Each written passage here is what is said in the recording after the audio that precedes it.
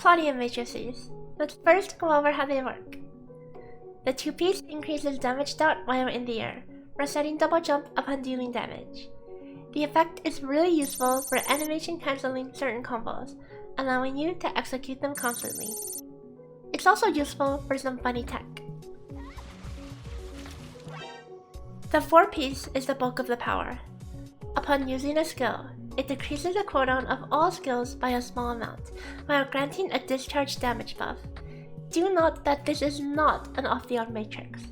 Only the weapon holding the matrix could proc the effect, but other weapons can still benefit from the discharge buff. However, the discharge buff only lasts for 15 seconds, so the matrix is best used with a weapon that has a low cooldown skill. The cooldown reduction is also only procced once per cast, and can be very inconsistent with some weapons. With Lyn in particular, casting her skill by itself will never proc Claudia's 4-piece. Damage has to be inflicted as you cast the skill in order to get the buff. Using Lyn's whole skill is a good way to guarantee this. Additionally, the discharge damage buff is additive with other damage buffs.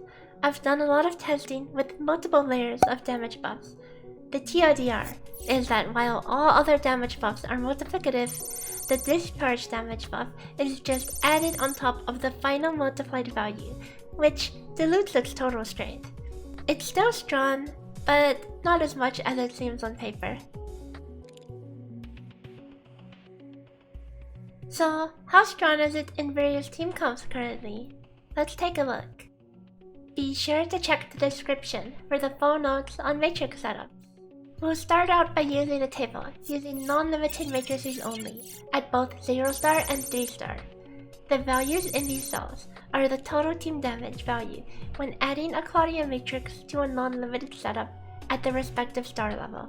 With non-limited matrices, it's no surprise that adding on Claudia 4-piece is a sizable gain, more so for Frost and Physical than the other teams. Note that while there aren't really any good matrix options for supporting weapons currently, a future patch will add generic off-field damage matrices to New World bosses.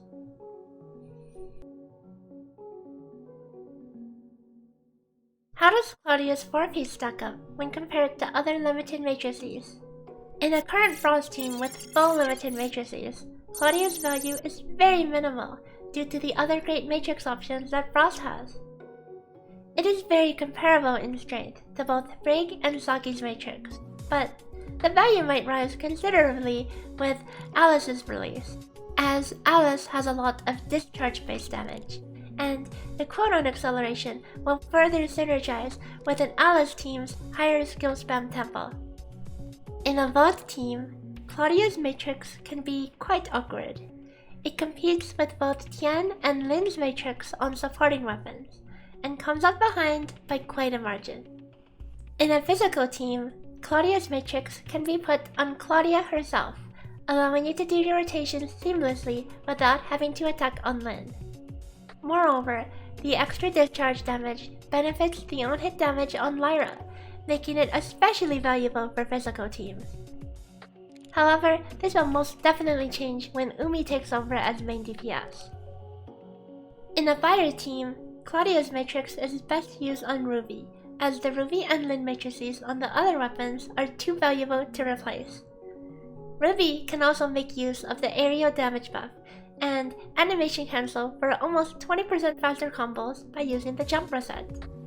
However, even after all this is considered, it's not as strong as using a simple Samir and Shiro set.